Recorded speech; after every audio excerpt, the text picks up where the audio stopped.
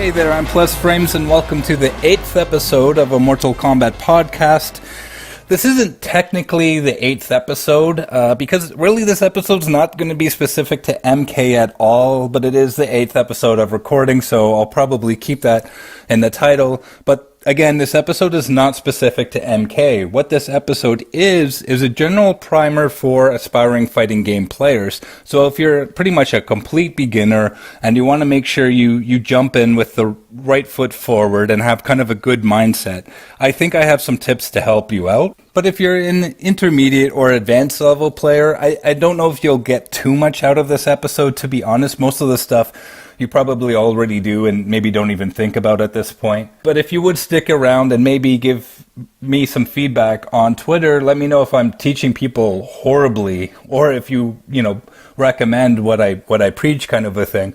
That would be very good. We can have a discussion, and this way beginners that see the comments can kind of know if they should really pay me too much attention, or if maybe there's something else that they should consider.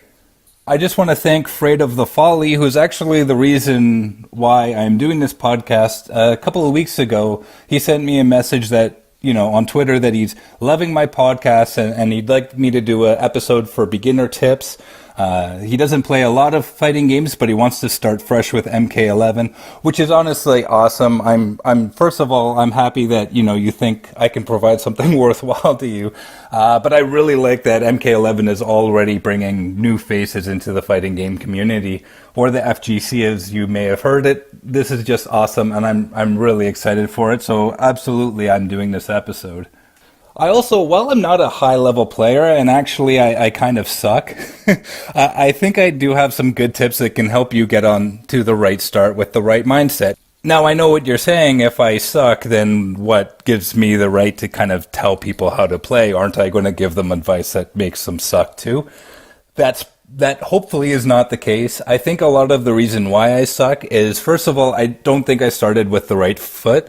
I think I had a lot of bad things and bad ideas of how to get good in my head, and these things really fucked up my confidence, to be honest, and made it harder for me to become a decent player. I also spent 25 odd years playing single player Mortal Kombat and Street Fighter and Eternal Champions and other fighting games. And while I would play the odd time with a buddy of mine or something like that, most of my fighting game experience is fighting single player content against a computer. And as I'll get into in a bit, playing against a computer isn't necessarily the best thing to do. You can create some really bad habits, and I think it's been hard for me to break out of those. I'm also going to be honest, I think I'm below average when it comes to thinking quickly on my feet, especially when I'm being pressured to do so. But I think I am above average when it comes to thinking methodically and logically in a calm setting. So I think I understand the right mindset to have, especially because I've made some mistakes and I know how I kind of think I should have started. But, applying them in a match isn't necessarily my strong suit, so hopefully you can take these theories and tips that I'm providing and kind of start with the right mindset and build your way up better than I am. Because honestly, if you plateau where I am sorry. Because honestly, you should be able to plateau higher than me. I'm really not that good for some of the reasons I said, but I do think that I understand how you can play well. Also, by no means should you be listening to this as your sole piece of advice. There's plenty of other people that give great advice too, but these are just kind of the things that I think will work well and kind of help you out. So one thing as a caveat I want to mention, so I'm going to mention some very technical things in this episode. You may listen to it the first time through and think you understand. You probably don't. I'm going to be honest. I don't think you will. So that's fine. Listen to it multiple times. Play some matches. Come back. Listen to it again. Eventually, you will absorb it and understand it. Also, this episode is aimed at fighting other people. This episode is not aimed at fighting a computer.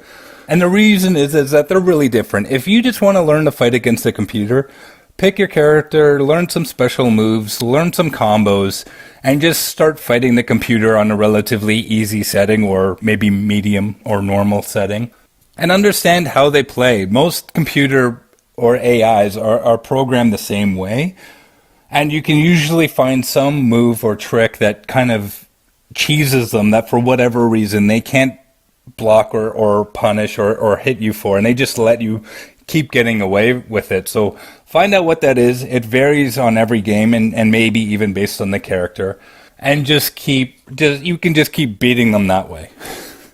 However, if you try to do this against a real person, they may see you do it once, they may see you do it twice, but they're not letting you get away with it a third time. They will adapt. They may even try to do something so that you think you can do it, but then they'll counter you while you're doing it and completely fuck you up. So be careful of that. And here's also a little bit of a word of caution.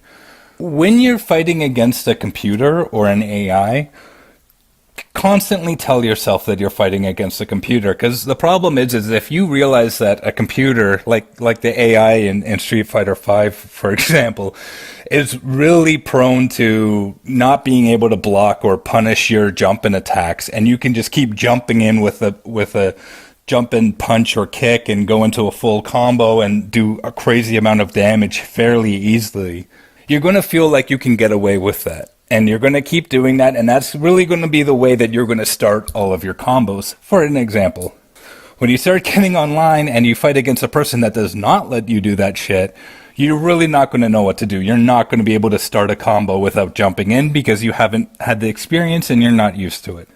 I'm not saying fighting against a computer is bad. Trust me, there's going to be so much single-player stuff in MK11 I cannot wait to do. But you have to have the right mindset going in. Know it's a computer and that you can get away with stuff that you wouldn't be able to against a real person. But I also recommend playing a little bit more defensively. What this will do is it will allow you to work on your defenses. If the computer keeps jumping at you because you're just kind of standing there waiting for them, you can work on blocking or performing anti-airs and knock them out of the fucking sky. If they keep doing these crazy special moves on you, you can block it and then test out different maybe punish combos or special moves that you can hit afterwards. Also, depending on the game, some characters may have like mix-up combos. MKX was notorious for this. People would have high-low combos, and what that is basically you have to block high but standing, or you have to block low crouching. And if you get hit by the right move and you're not in one of those two positions, you're like in the opposite position, you'll get hit by it, and then you'll eat the rest of the combo. So by fighting the computer and letting them do this stuff to you, you can kind of learn, when you stand up and when you crouch and how to block and how to punish and things like that. And that's actually good practice, as well as, executing your combos. But again, when you're doing this, remember, again, you're fighting against a computer. There's a lot of stuff that you just won't be able to get away with, both mostly offensively, but definitely defensively as well. This is a big subject, and honestly, this is going to take a long time. Don't expect to be a great fighting game player because you listen to this episode. It's really going to take a lot of work. It's going to take weeks and months and maybe even years to become good. A lot of it is weeding out bad habits that for some reason every fucking beginner, myself included, have, and just getting a good intimate feel for the game. You just won't be able to, unless you're Sonic Fox or someone who has crazy experience and is like just amazing at fighting games.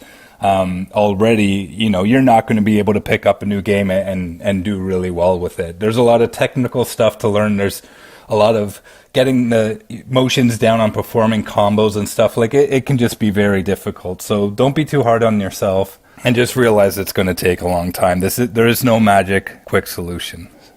So with all of this said, you get your new game, be it MK11 or whatever it is, and you just want to kick some ass online. First, you have to choose your character. Now, what I recommend you do is, honestly, just look at the character select screen or maybe watch a few matches and see what character looks fun to you. See what character has a cool looking design, maybe has a backstory that you kind of dig, and their personality is something that you just think is kind of cool and you want to play as them. Pick them in training mode, walk around with them, see how their movement is. Is it fast? Is it slow? Does it feel right? Check their special moves. Are they more defensive? Offensive? This may not be something you'll be able to pick up easily, but just look at the special moves and see if they look cool and if it's something that you think is kind of how you want to play. If not, don't feel bad. Go into the character select screen and maybe choose someone else that seems more fitting to actually play as and someone that seems more fun to you. Honestly, having fun with the character is the most important thing in a fighting game. You'll see anytime Ed Boon or NRS makes a tweet, there's 1,000 motherfuckers demanding Sindel and Melina and whoever else. There's a reason why, and that's because they have a bond with these characters, and the game is a lot more fun when they play these characters. If that character's not in it, the game's actually not as fun to them. And I kind of agree with that.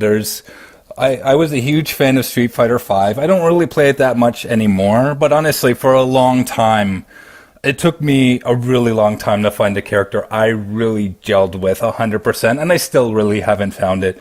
I'm not really playing Street Fighter V anymore for whatever reason, but because I wasn't able to find a character I really liked, it was hard for me to really stay motivated with the game. Also, something I want to mention, so if you haven't heard the term tier list, what a tier list is it's basically every character has advantages and disadvantages, and some characters have disadvantages that make them really weak to another character that is really strong in that area. So while your character may be the best character overall, there may be, one character that just absolutely demolished them. What a tier list is it's basically a way of ranking all of the characters in the game as to who has the most favorable matchups to who has the least. Please do not use this when you're choosing your character. High-level competitors may because, it gives them a bit of an advantage, but for the most part, I think most high-level players will look at the tier list, but they'll still kind of pick, the character that they really want to play. They just won't play the number one character because it is the number one character. Now, obviously, it's better to have more favorable matchups than bad ones, but I honestly think that this is a bad thing for a beginner. First of all, if you know that your character is the best in the game, like in the list documented by tournament goers and things like that, is the best character in the game, there gets to be a point where you don't feel like you truly earned your wins. You feel like if you picked someone that was maybe a little bit more, in the middle range of the pack, that you probably wouldn't have gotten the wins. And honestly, that very well could be true. Also, playing a character that has a disadvantage really helps you learn. You have to realize kind of how you have to change your strategy to beat a certain character that your character just absolutely struggles with. And when you do win, it feels really good because it really feels like you deserved it. Now, I'm not saying go out there and pick the worst character in the game. I'm really telling you to ignore this tier list altogether. I just want to let you know what it is, so if you hear about it and think, oh, maybe this is what I should be using, don't. Pick the character that's the most fun to you. Don't even bother yourself with understanding at this point who you struggle against and who you don't. Because for the most part, at this level, you're struggling against the player you're fighting against, not the character that they've chose. It's not until you're going into tournaments fighting like Sonic Fox and stuff like that you really have to worry about, counter picking because of characters and stuff like that. Like at this level, you're losing because you're getting your ass kicked by the other human. It really has nothing to do with your character. So just pick the character that's the most fun for you and is going to get you to keep coming back. Now, once you've picked that character and you're quite content that this is the character that you want to play and get good with, do yourself a favor and stick with them for a few weeks, a few months. You really have to learn them deeply. Don't learn them for 2-3 weeks and then go, oh, I keep getting my ass beat by this other character, so maybe I should learn them instead because they're better. Or I like how this character moves, or these, this offensive strategy that they have. Honestly, I don't recommend that at this point. If you feel the character you have is severely lacking and doesn't fit how you want to play and you don't have fun with them, then yes, change your character. But be careful. I don't think you should learn more than 2 characters. I think you should really stick to one and learn them deeply. Not just learn their special moves and their combos and stuff, but learn at exactly what pixel you can throw out, say, punch A, and have it hit the opponent, whereas if you move back a single pixel, you miss. You won't know the numbers, but you'll know by sight. Learn this kind of stuff. Learn the plethora of different combos you can, and when is it optimized to use one over the other. practice fighting against other characters and see what kind of solutions your character has towards their special moves or strategies or whatever. Learning all of this stuff and learning the intricacies of your character honestly make you learn the game better as well as make you a better player. Don't get me wrong, spending some time in training with all of the characters is great because then you can kind of see how they play and understand maybe what you need to do to counter them, or really at this point just know what they're capable of. But if you're really going to spend your time in training mode and you really want to take them online and just get good with them, just stick with one character. Even if you get beat 100 times in a row, just stick with that one character. It's going to be a long process, but you will get better. And honestly, this will make you better overall, not just in this fighting game, but in fighting games in general. All right, so now here's probably the biggest thing, and this is something that I think kind of messed me up. Do not spend too much time in training mode when you're starting out. I know this may seem crazy. High-level players are losing their mind right now. I don't think that it's necessarily beneficial when you start playing. What I think you need to do is, honestly, is spend a little bit of time in training. Learn, their special moves, maybe one or two small combos, and get comfortable with them. And then take that information and go online and just try and beat people with the little knowledge that you have. This will help kind of build up your foundation, your basic skills. Because what would happen if you sat in training mode for 3 weeks because you're unconfident and you're scared of going online and losing? You're going to sit in training mode and you're going to figure out how to do these big damaging combos, and absolutely big damaging combos are great if you can turn one hit into a third of their damage rather than 10% of it.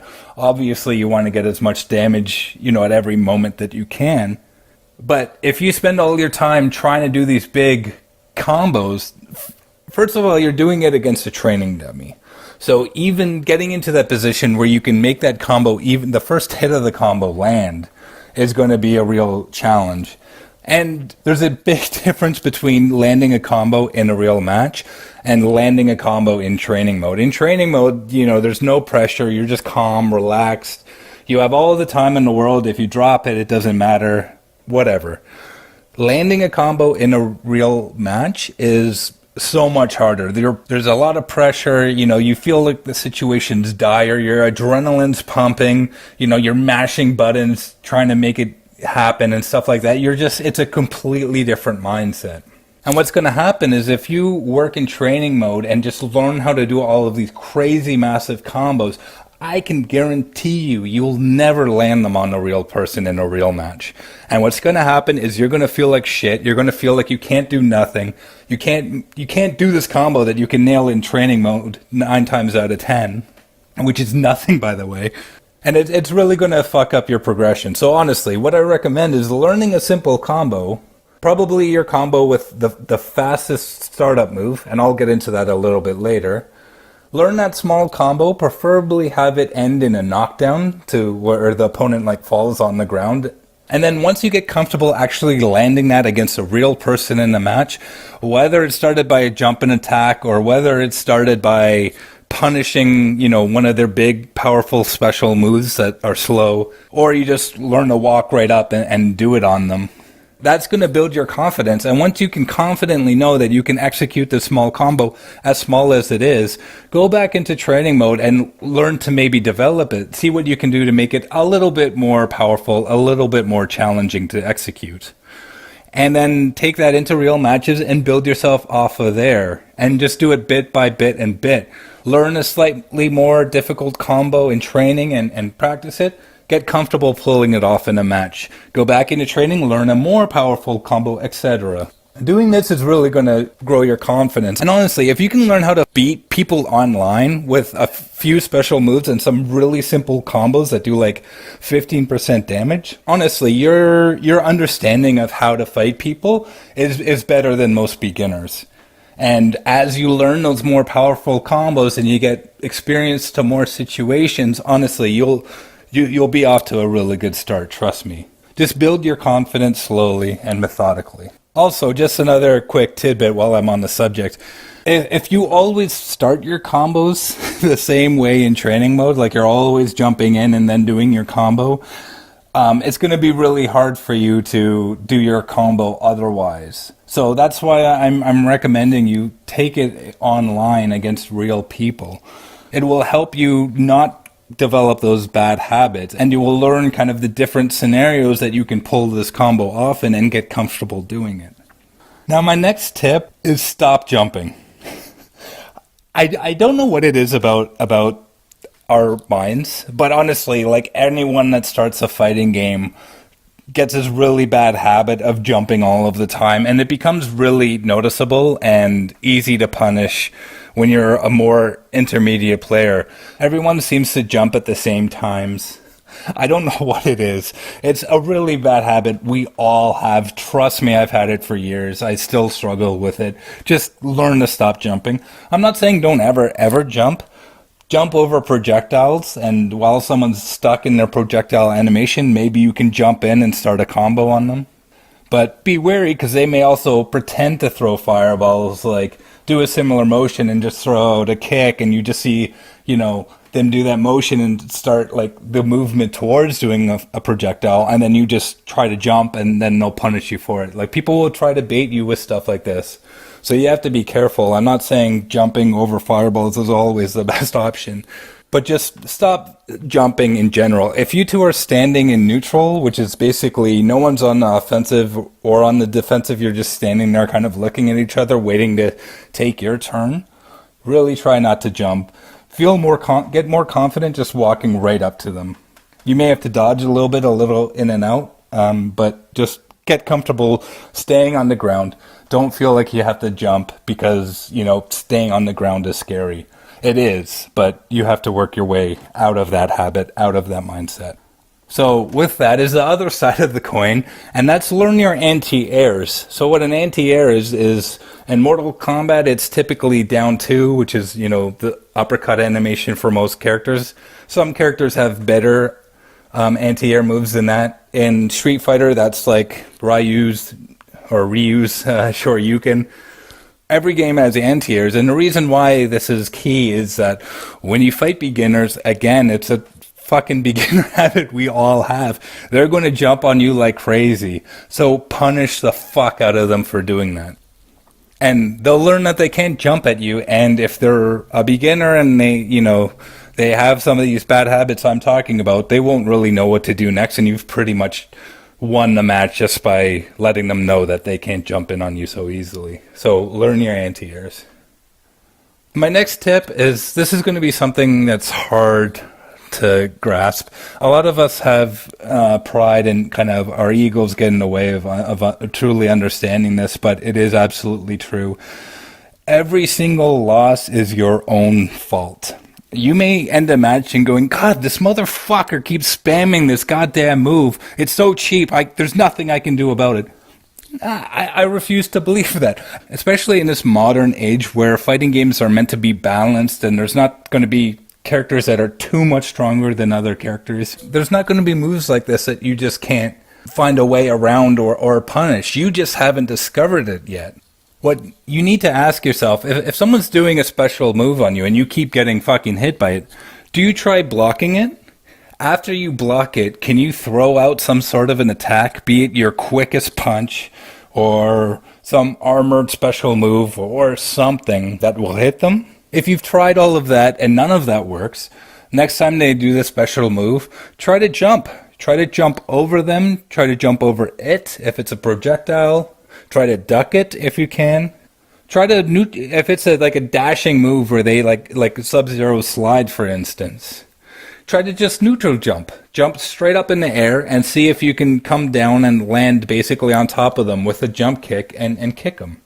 If that doesn't work, try throwing out attacks while you're standing there in neutral, and maybe when they do this attack, like maybe it's a forward moving attack, maybe you can counter them out of it and just knock them back when they try to come at you. There's always something you can do to win a match. You just either failed to do it or you didn't realize what it was. But a loss is always your fault. And honestly, just a tip about this. I know, trust me, it's happened to me. I've been really pissed off with people just doing the same move over and over. It's really not their fault though. I mean, if you are fighting someone and you realize that this person doesn't anti-air you and you just keep jumping in and doing combos on them and you're doing it for free and it's an easy win, why the hell would you tell yourself to stop doing that? You wouldn't. You would keep doing it and try to get the win. So if your opponent keeps doing something on you that you just can't seem to get around or can't seem to punish or whatever, they're going to keep doing it to you. So you need to find a way to stop it and make them change their strategy. And maybe that's the only strategy they have, and once you figure it out, you fuck them up. It may not be the case, especially with higher level players. But you can't expect someone to just stop doing a move because you keep getting hit by it. That's ridiculous.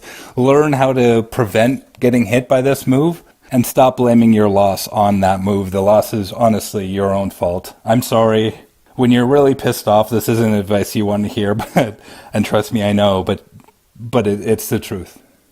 So another tip I have is learn how to block. Don't forget the block button, whether it's a game like Mortal Kombat where there's a designated button, or it's like Street Fighter where you hold back or away from your opponent or whatever.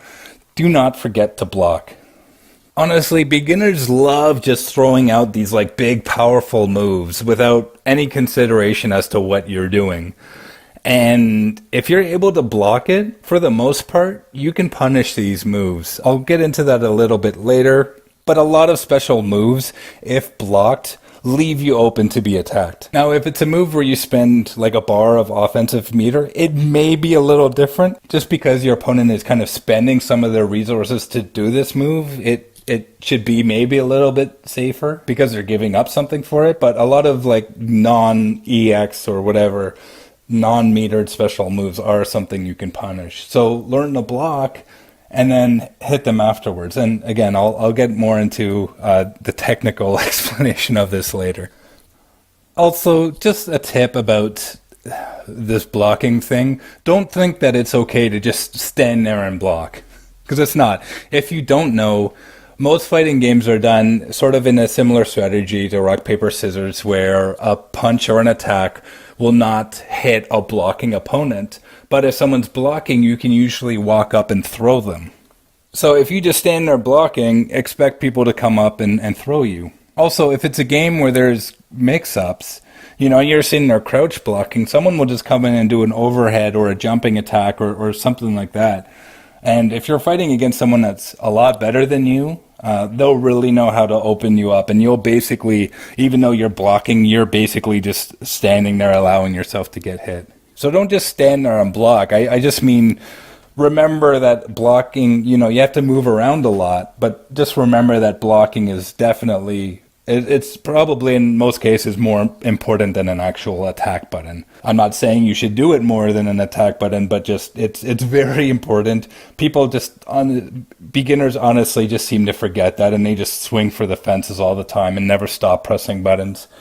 Don't be one of these people. You're not going to learn that well. Learn to block. Also, a good thing about blocking is if you're playing a little bit more defensively, and again, I'm not just saying stand there, but if you're playing a little bit more defensively, you can kind of see your opponent's offensive strategies, and you can kind of understand them a little bit more than if you're always the one just going in for the offense. So again, I'm not saying it's necessarily bad to always go in for the offense, but realize that there's an advantage to kind of standing back and learning your opponent as well and playing a little bit more defensively. If you want some more tips on playing defensively, honestly, check out some of Justin Wong's videos.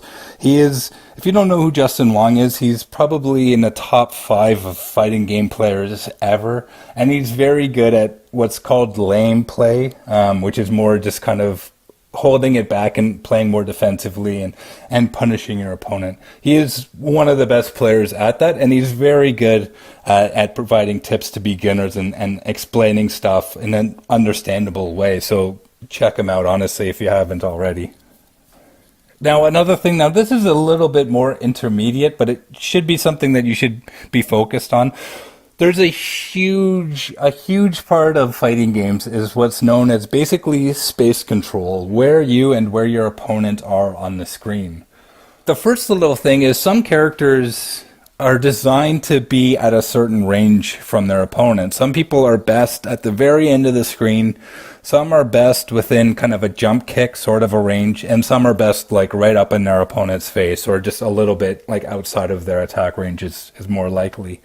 I'm not expecting you to learn this stuff of your character right away. It's going to take you a long time of understanding fighting games to understand maybe where the best spot for your character is and how that also may vary against other characters. But I want you to be wary of where you are standing and try to stay in a range that's comfortable for you. But there is a bit of a warning about this. When beginners start, they tend to like zoning characters or characters that have good projectiles, and they want to just keep throwing them at a safe distance, or what they think is a safe distance anyway. And often I see beginners all the time just keep walking backwards throwing projectiles, and they walk backwards and keep throw projectiles, and they're just trying to stay away from the opponent as possible.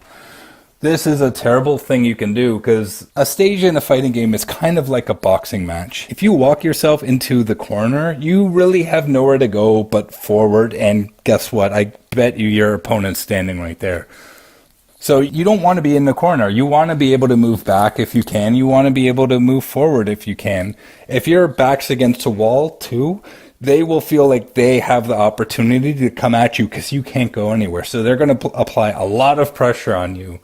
And it's going to be a lot harder for you if you're in the corner than if you're standing in the middle of the stage.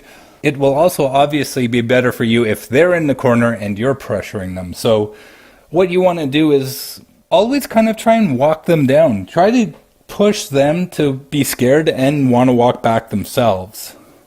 Let them walk into the corner. And also, if you knock someone down, you're still standing there on the ground. You have some advantage here. So feel free to walk or dash or run or whatever movement you have to get a little bit closer. Be careful of getting too close, because they may wake up with a somewhat invincible or a powerful attack that could hurt you, so you don't always want to be right in their face when they fall down. But if you make a little bit of ground, move a little bit closer towards them when they're on the ground, when they get up, they may be uncomfortable with this and walk back into the corner a little bit more.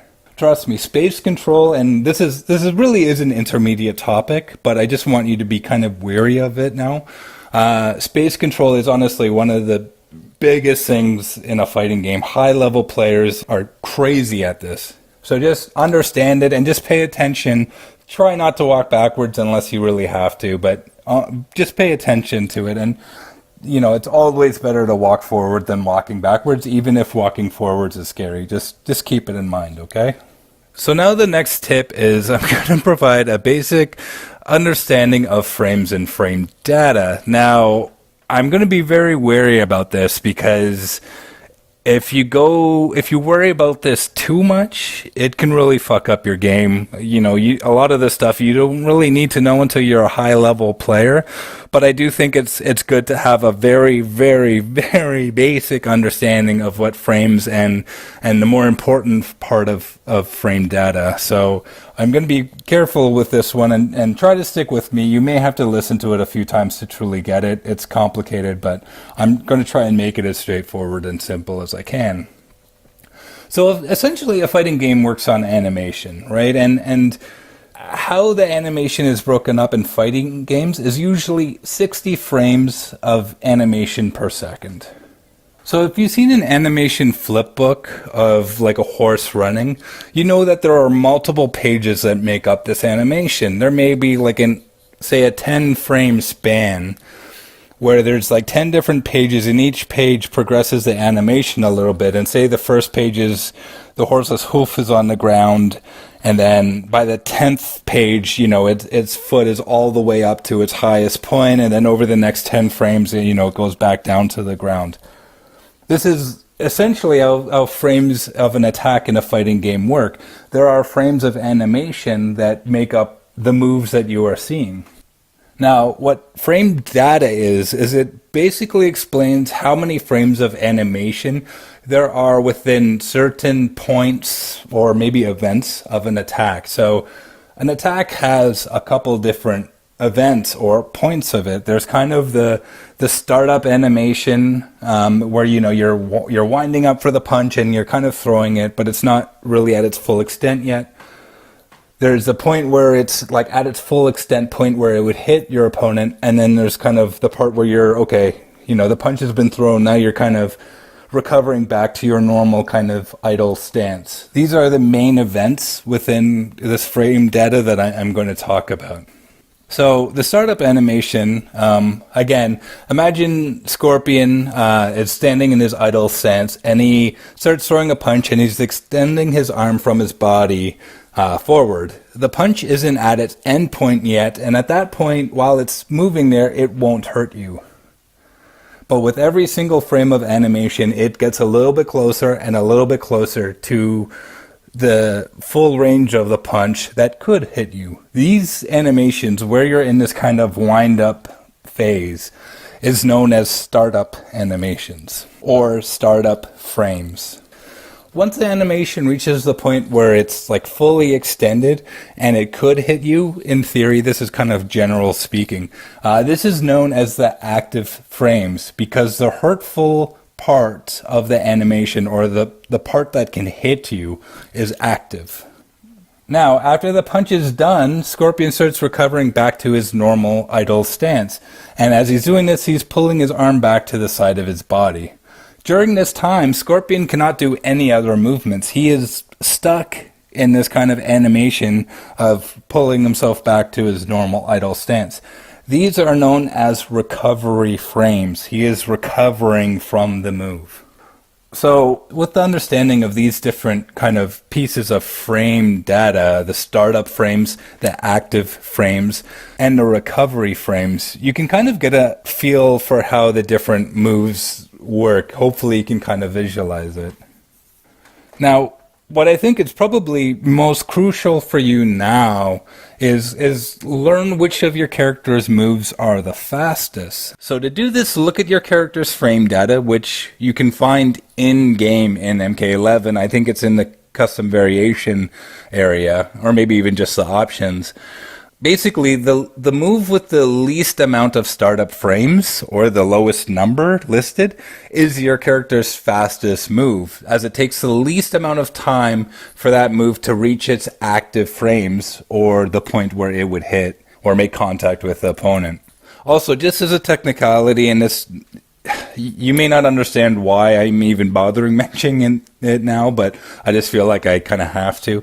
It's a technicality, so the last frame of the startup animation is actually the first active frame. So I know that may be confusing, but just kind of remember it this way. Basically, if a move is listed with like 8 startup frames, it will have 7 frames of startup animation before it hits, and then it can hit on the 8th frame. The 8th frame it becomes active. So just remember it that way. If you see a move that has startup frames of 12, it will hit on the 12th frame. Once you get more advanced and you try to learn punishes and stuff, and this is way down the road, way down the road, you may need to remember this little bit of tidbit, but right now I just want, I'm mentioning what startup frames is, and I think I would do injustice if I didn't actually fully explain that part. So just keep it there. Just remember, if a move is shown with 4 and another move is shown with 6, the 4 is the fastest move and it will hit on the 4th frame. Now, why I want you to understand this is there's another piece of frame data, and that's known as block advantage data. And I really don't want to get too far into the weeds on this one, because this one has the capability of really fucking up a beginner's mind. They focus way too many on numbers. They learn way too much shit, and I don't want you to go down that hole. I just want to explain what block advantage and stun kind of is, if you don't already know. So let's say Scorpion throws a punch at Sub-Zero, but Sub-Zero blocks it. Sub-Zero will be locked in a blocking animation for a certain amount of frames. While he's locked in this animation, he cannot do anything. He cannot unblock, he cannot jump, he cannot throw out a punch. He is locked within this animation. While he's locked in this animation, Scorpion is recovering. He's going through his recovery animation, and he is going back to his normal idle stance. During this time, Scorpion cannot do anything. Now, while technically he is moving, he cannot do anything else. He cannot throw out an attack. He can't block. He can't duck. He has to wait until he gets back to his idle stance. So basically, during this time, both characters are locked within their animation. Sub-Zero's in the blocking animation, and Scorpion's in the recovery animation. The block advantage data tells you if the move that you throw out that gets blocked, if you will have the advantage or disadvantage after the block. If you have the advantage, you recover faster than the opponent gets out of their blocking animation. If it's negative, the opponent will get out of their blocking animation while you are still recovering, and they're able to hit you. So while I'm sure you can imagine that if you learn and study and try to memorize all of the characters' block advantage data for all of their moves, you will be able to understand when you can attack them, when you have the advantage and when you don't. And while that is, I would say most high-level tournament players do, this is probably way too advanced for you at this point. Honestly, don't worry about this block advantage data. Know what it is and understand that every move has this amount of data. And also just a thing to point out, the block stun is dependent on the move that is blocked. It doesn't matter which character blocks it. If Sub-Zero blocks Scorpion's Punch or Katana blocks Scorpion's Punch, they're going to be locked in this animation for the same amount of frames. It doesn't matter. It's dependent on the move. But basically, what I also want you to realize with this information is that if you block someone's move, take the fastest move that you know how to look up now, because you know how to find out which of their moves is the fastest by seeing which has the least amount of startup frames. And if you block a move, try to throw out that move and see if it hits. If it hits, there's a good chance that you have the advantage after this move. And if it does hit, remember this. And just visually remember, okay, every time I block Sub-Zero's slide, I can punch him with this attack afterwards. Or, typically jabs tend to be the fastest moves in the game. But it's not necessarily a rule. But just remember, okay, if I block this move from Sub-Zero, I know I can hit them with my fastest move. I don't really want you to remember the block advantage data for all of the characters in the game, or even necessarily your own character at this point to know which moves are safe and unsafe. I just want you to understand the concept of block stun and block advantage. And when you block a move from a character, see if you can follow up with your fastest move. And if you can, just remember it. And whenever you block that move, hit them with your fastest move. And as time goes by, you'll get a feel for which moves you can easily punish, and you'll be able to grow later, but I think that's a much better starting point. But what I also want you to do, and I'm sorry if that was loud, I want you to go into training with your character that you want to learn how to fight as, and look up what their fastest move is, the move with the least amount of startup frames, and if you attack with that move, see if you can follow up with another move. Look at their combo strings and find out if there's a combo string that you can go into with that move. So say that move is just 1. See if, maybe you can go like 1, 2, 3 or something like a 1, 1, 2 or something like that. See if it has a string. And if it does, see if you can cancel out of that string into a special move, preferably one that knocks them down. And if it does, great. Learn that combo. Practice that combo. That is going to be your most important combo to learn as a beginner. And why I say this is if Sub-Zero slides at you and you block it and you can follow up with this combo afterwards, especially one that knocks them down, then you knock them down, you can dash up or something, you can press them and get the advantage. Also, this should be your most important combo. Anytime you block someone's move, don't necessarily go into the full combo. And I'm going to explain this a little bit as well later. But first, see if you can just hit them with that fast attack. And if you can, then feel safer the next time you block it that you can go into this combo. And whenever you block a new special move, first try out the fastest move by itself, and if it hits, next time try to do the combo and see if it hits. Now this combo should also be the combo that you really use for the most part.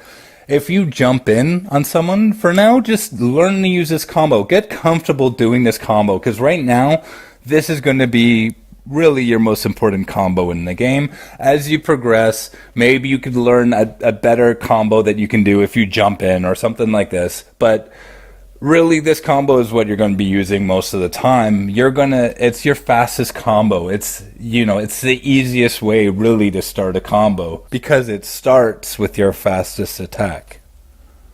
So another thing I want to mention, and this is part of the reason why I don't recommend you learn all of the block advantage data information for every character in the game, is you need to play with, and as corny as it sounds, and I know it's corny as hell, but you need to play with a Zen-like mindset. Okay? Fucking Karate Kid in this motherfucker. You need to stay calm, keep an open mind, and be confident.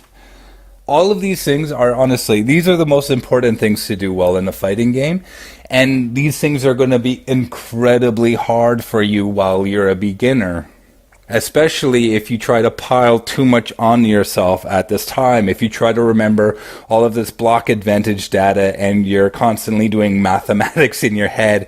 If you try to pull off these massive, huge combos that you can do in training but can't ever do against a real person, and you have no confidence, all of this stuff is going to make this part really delayed. And again, I want to mention, stay calm, keep an open mind, and be confident.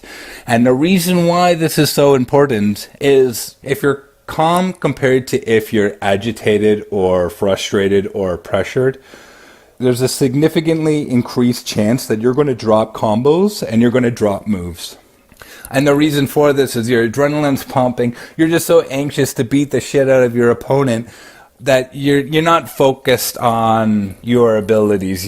Trust me, your combos are going to be much harder to execute because you're going to be mashing them, and you're just going to be smashing buttons quickly, and everything that you've learned in training will get thrown out the window, because when you practice this in training, you're calm, you don't have anything else interfering with you, you don't have pressure getting to you, influencing, mashing of the buttons and try to do stuff quickly and making sure you get it. You're just calm and you just do it, and you need to take that mindset into a match.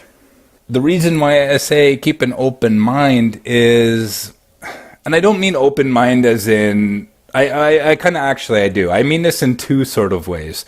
The first way, what I really mean is, don't sit there and think about like, oh, well, what if I do this? What if I do that? What if they do this? If I throw out this move and then try to do this, and they do that. This is fine stuff to strategize about outside of a match. Or maybe in between matches, if maybe there's a second round or something, you can kind of quickly think about this. But while you're playing, you need to stop this internal dialogue. And the reason why this dialogue is bad is because it delays your reactions. So if you're sitting there thinking, trying to strategize and think of different possibilities in your head without actually just paying attention to what your opponent does, if your opponent suddenly jumps at you, and this is not something you were expecting them to do, you have to react. But first, you have to acknowledge that they jumped. You have to pull yourself out of the conversation you're having, and then you need to tell yourself how you need to react according to this jump. So instead, if you just had an open mind, you just sit there, you try your thing, you wait for your opponent to try their thing, and you adapt and you react as it goes along. And if they jump at you, it's not so much that you're not expecting it, you just see it and you react. You don't have to pull yourself out of a internal conversation you're already in the middle of.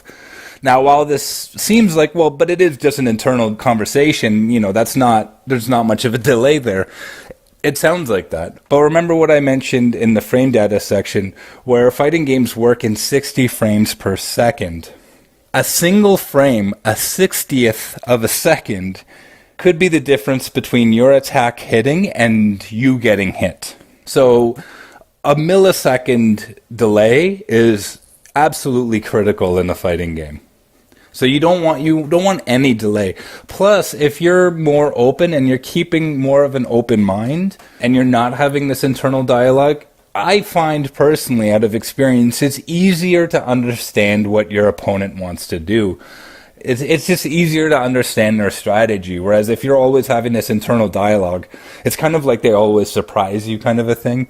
I just find I learn my opponent better and I learn what their strategy is or how I have to change my strategy if I'm reducing the internal conversation in my head. Maybe make notes. Okay, this is the fifth time this round this fucking asshole jumped at me. Maybe make notes like that. I'm not saying don't add any internal dialogue. But that will come, and that's normal. You can't completely stop it. But what I'm saying is while you're sitting there waiting for stuff to happen, don't necessarily clog your mind with a conversation. Just let what's going to happen supposed to happen. Do what you feel you should be doing, and allow yourself to react to the opponent's attacks. Now, what I also mentioned about the open mind, and this wasn't my original intent, but it is a good point. Never underestimate your opponent. If you see an opponent with a poor ranking, you may just tell yourself, oh, I'm just going to demolish this opponent. This opponent's nothing. That's not necessarily true. They may have one strategy that is really strong, but a lot of other people are able to see it and defeat it, and they don't have anything left. But if you can't seem to find a way around that, maybe your specific character has a hard way around that, you can just easily get demolished, and you don't know why. So don't underestimate anybody. Anybody is able to beat anyone, and that's one of the great things about fighting games, and that's why I wanted, for custom variations, I didn't want certain special moves to be locked behind progress in the game or a money wall or something like that. I want everyone to be able to have the same skill right off the bat, because honestly, anybody can beat anybody. That's one thing I love about the fighting game community. You can see a random tournament in the US and someone could end up beating Sonic Fox. Some random person, this is the first tournament they went to. Maybe they've played a bunch of their friends or played a lot online. They could honestly go there and get lucky. Not necessarily lucky, but it would seem lucky to them. They could go there and beat Sonic Fox or Daigo or Mahara or Justin Wong or Taquito or someone else huge in the fighting game community. So just never underestimate your opponent. Now, the last part of this is be confident. And the reason why this is important, and as I'm sure you can imagine, this is going to take a long time to get there, is that confidence. If you're not confident in yourself and the moves that you're going to do, that's another delay. So if you see someone jump at you and you're not confident in your ability to anti-air them with a down two or an uppercut, or maybe some other move that your character is good with anti-airs with, you're going to delay, because you're going to be like, oh fuck, do I do this or should I just block? Or should I try and backdash and get out of here? Or should I, do something else? If you know that anti-air works against that attack or that jump or whatever, don't have any delay. Go right into it as soon as you see it. Don't second guess it. Just go right into it, because that second guessing, even if it's a millisecond, can cost you sometimes even a whole round if they land it and get into a big enough combo. And that goes with everything. That goes with punish combos too. If you block Sub-Zero slide and you have the advantage and you know that your combo, you can follow up with your combo and hit them, but you're not confident and you're hesitant to do it or something like that, that delay again could cost you that. So if you know that it should work, just do it. Don't second guess it. So again, stay calm, keep an open mind, and be confident. These will take a long time, and again, this is why I don't want to fill your head with too much other stuff, mathematics and all kinds of shit that you could be thinking about. Just learn to play the game. Start with a small combo, be confident that you can hit it against a real person in a real match, and then slowly build up from there. Now, the last little tip I have is to have fun and be patient. I think it goes without saying, especially after you've heard this, Fighting games are very difficult. This is not a magic solution. You're not going to hear this and be able to whoop someone's ass right away. You may be at a slight advantage to someone who hasn't heard stuff like this and they're just jumping around like crazy. But this isn't necessarily a magic pill that's going to make you a great fighting game player. It could, I should say, over time, but you need to put the work in. And honestly, don't get too hung up in your losses. I mentioned it earlier. Learn from your losses. Don't beat yourself up over them. And in fighting games, it can really hurt because, as I mentioned, fighting games are really kind of like a battle of wit. And sometimes when you lose, you could feel almost embarrassed. You can feel stupid. You could feel dumb. You honestly, there's times where losses really get under your skin and you feel shitty about yourself. But at the same time, the wins feel fantastic. So if you're getting your ass beat, don't worry about it. What I would recommend is if the game has a feature where you can review your replays of the match, if you lose to 2 different people in a row, you could feel down on yourself. So take the time to get yourself out of there, watch your replays, see what you did wrong, and honestly, it will help. If you need to go to practice to kind of train yourself to not drop a combo or whatever the problem is, do that. But those replays with an understanding of why you think you lost and what you could have done better next time. And honestly, when you go back into the next match, you will be slightly more confident, you will be slightly more calm, and you'll just feel better about yourself. And if you just keep going into matches getting loss after loss after loss after loss without any breaks, trust me, I've had those evenings and those days. Those are some very hard days. Give yourself a break to watch some videos, understand what you did wrong, and then get back in there. And honestly, you'll feel better, and I'm sure you'll likely get a win or 2 out of it. But overall, just remember that this is a long process, and it's going to take a while. Have fun, enjoy the game, pick the character that is the most fun for you, and just let yourself build and grow. And make friends in this community. If you find someone online that you seem to, get along with on Twitter or on Reddit or Test Your Might or something like this, ask them to play some matches online. Keep in touch with them, have some matches and stuff. This is honestly, I think, one of the most important features to fighting games. Playing against friends especially is really good because in a random online match, you fight, you win or lose, and then you play someone else and you win or lose. If you fight a friend, first of all, you guys can maybe play for like hours, and during that time, you will all try different strategies, and the matches will keep evolving. The last match will look very different than the first match. And at the end of it, you guys can share notes. You could say, hey, I notice you keep jumping a lot. Or, your friend may say something like, oh, I notice every time you walk backwards, you have the tendency to throw a projectile. That's a very common tendency, by the way. There's things that you can learn about yourself that other people pick up on that you wouldn't be able to pick up on and a random person wouldn't be able to pick on. As well as if you make friends, it makes this all a lot more enjoyable.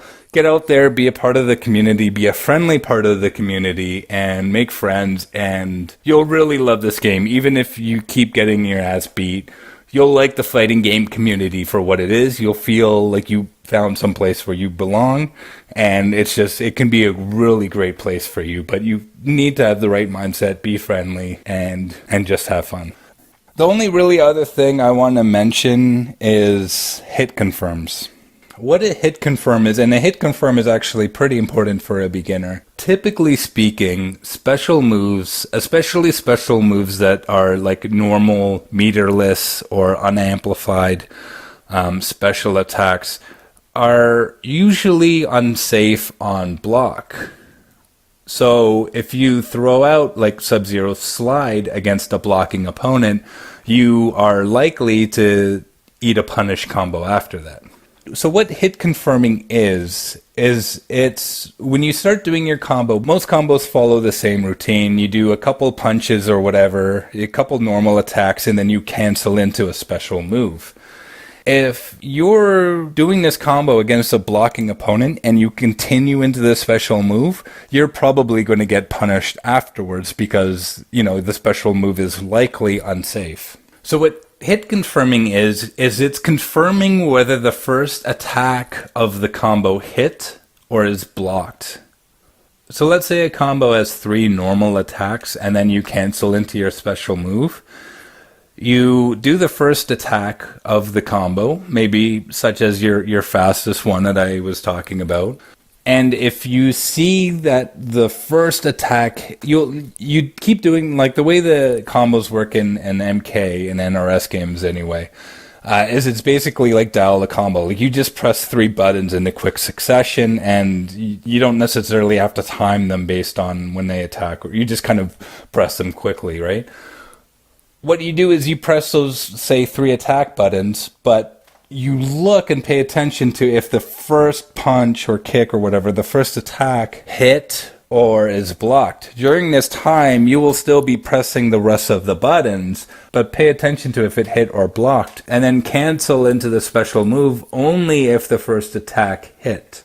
Now, this may sound hard, but thankfully most modern fighting games have the option where you can set the dummy to randomly block attacks. So they will just stand there and block and unblock for, different intervals of time. And you walk up and just try and do your combo on them. And if the first attack hits, then great. Cancel into the special move. If the first attack is blocked, then don't. Finish your combo after those normal attacks.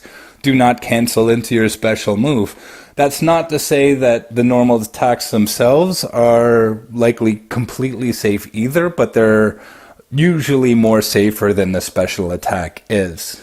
It's really rare for the normal attacks to be more unsafe than the special move is. So generally speaking, if the opponent's blocking, just finish your 3 strings and maybe block or walk away or something like that. Just do not cancel into the special move. Now, this will take a lot of practice, and at first it may seem goddamn impossible, but over time, as you get more comfortable with this, your reactions will improve and you will get better. So just be patient. Now, that's really all I wanted to mention, honestly, for this episode. I think if you take these and you are patient and you take your time and you try not to do too much at once and you kind of slowly build your confidence, I think you have the capability of being a really strong fighting game player. I am not necessarily a very strong fighting game player, but I've done stuff like I've tried to learn way too much frame data before really understanding how to even fight. I've tried to learn way too many damaging combos in training mode before I'm even confident doing the simplest combo in a real match. I've kind of fucked up myself, as well as I have a lot of bad habits from playing computers for 25 odd years. So, but I'm working on it. I'm taking this to heart. When going into MK11, I'm hoping to kind of start fresh and really take this stuff to heart. So hopefully we can kind of grow together. And I think that this is a really good start. But anyways, that's pretty much it for this episode. If you have any questions, let me know. If you're looking for more advanced stuff, let me know. I may not explain it myself. I may just say, hey, check out this link. If you have any comments or any feedback for this episode, please let me know. And please share it publicly. Especially if you think some of the advice I gave is bad, I would absolutely encourage you to send it to me publicly so other people can see it and they can go, okay, well, maybe I shouldn't be listening to this idiot, or... And by the way, I totally don't take my word as gospel.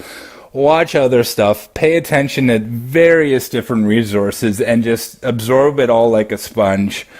Just try not to go down the rabbit hole right now of learning too much. Again, remember my Zen-like statement. Stay calm, keep an open mind, and be confident. And that's it for this episode. Thank you very much for listening. Please, if you have any comments, let me know at +frames_ on Twitter. And take care. Thanks.